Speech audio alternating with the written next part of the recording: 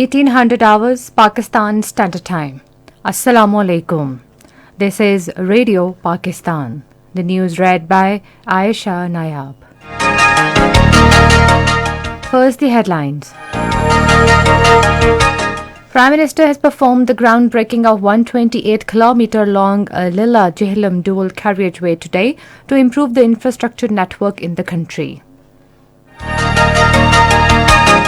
The Senate was informed today that government has decided to hand over tourist properties to respective provinces, including Gilgit-Baltistan and Azad Jammu and Kashmir, to promote tourism in the country. Foreign Minister has termed Hindutva ideology as the greatest threat to the region and global security. In Indian illegally occupied Jammu and Kashmir, Indian troops in their fresh act of state terrorism martyred 3 Kashmiri businessmen and a dental surgeon in cold-blooded murder in Srinagar. Pakistan says India must understand that no amount of systematic brutalities, rampant use of force and brutal clampdowns can suppress the indigenous Kashmiri struggle.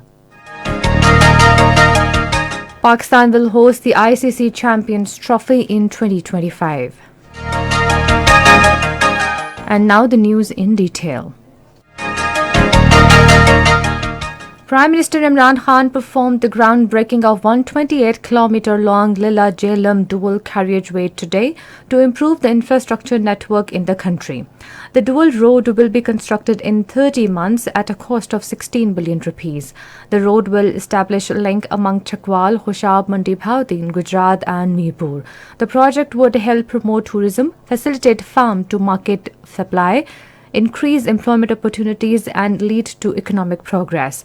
Earlier, chairing a meeting on Sialkot-Khania-Rawalpindi motorway in Islamabad today, the Prime Minister said the government is building better and cost-effective road infrastructure to spur economic activities in the country.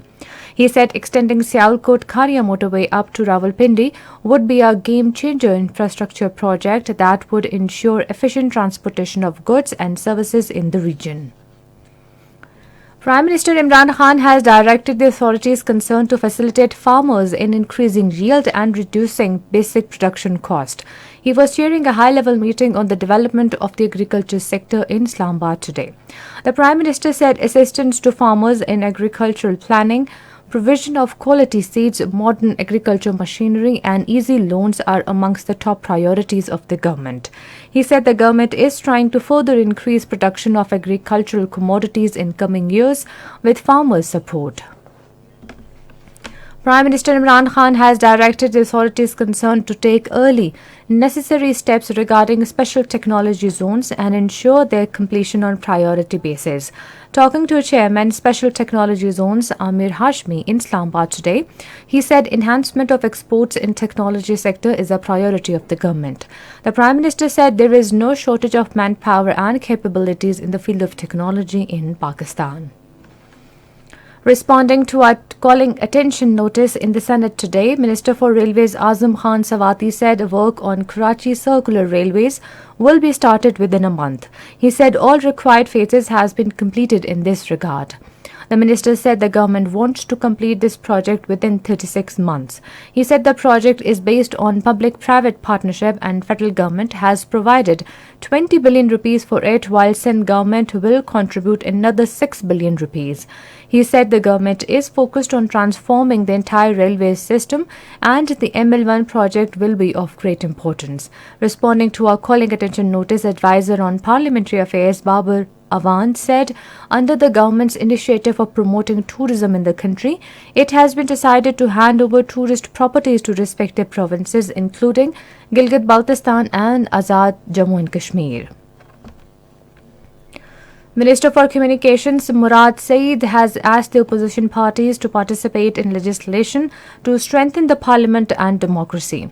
Speaking in the National Assembly today on a point of order, he said Prime Minister Imran Khan waged a historic political struggle for democracy. Minister for Information and Broadcasting, Chaudhry Fawad Hussain, has once again invited the opposition parties to sit with the government on electoral and other reforms. Talking to media persons outside Election Commission of Pakistan in Islamabad today, he said a joint session of the parliament has been summoned tomorrow to pass the electoral reforms bills. He said the government will also welcome suggestions from the opposition parties. This is Radio Pakistan. Foreign Minister Shah Mahmood Qureshi says Pakistan is pursuing a proactive foreign policy sensitive to national aspirations and global dynamics. Speaking on contour of Pakistan's foreign policy and challenges at a ceremony in Islamabad today, he said we have the resilience and experience to deal with the challenges posed by the unpredictable and rapidly changing international scenario. The Foreign Minister said for the first time in the country's history, the government has reoriented the thrust of its diplomatic efforts towards economic benefit and prosperity. He said the greatest threat to our region and global security emanates from the Hindutva ideology that drives Indian officialdom. The ceremonies to mark the 552nd birth anniversary of Sikh faith founder Baba Guru Nanak Dev Ji will begin at Kartarpur Gurdwara complex tomorrow. Thousands of Sikh yatris residing across the world and in India are arriving to attend the event. The delegation of 10 Afghan Sikh yatris arrived in Peshawar tomorrow through Torkham border crossing. In Indian illegally occupied Jammu and Kashmir, Indian troops in their fresh act of state terrorism martyred 3 Kashmiri businessmen and a dental surgeon in cold blood in Srinagar. The troops martyred a cement leader Altaf Ahmed Bhatt, dental surgeon Mudassir Gul, a property dealer and a tea stall owner during a search operation in Haidarpura area of the city. The killings triggered strong anti-India protest in Brazala and press enclave areas of Srinagar. The protesters demanded handing over of the bodies of the target killing victims. Pakistan has strongly condemned extrajudicial killing of 4 more Kashmiris by Indian occupation forces in the illegally occupied Jammu and Kashmir. In a statement, Foreign Office spokesperson Asim Iftikhar said at least 25 Kashmiris have been martyred in fake encounters and so-called cordon and search operations by Indian occupation forces since 1st of last month. He said India must understand that no amount of systematic brutalities, rampant use of force and brutal clampdowns can suppress the indigenous Kashmiri struggle. The spokesperson called on the international community to hold India accountable for its gross and systematic violations of human rights and international humanitarian law in the illegally occupied Jammu and Kashmir.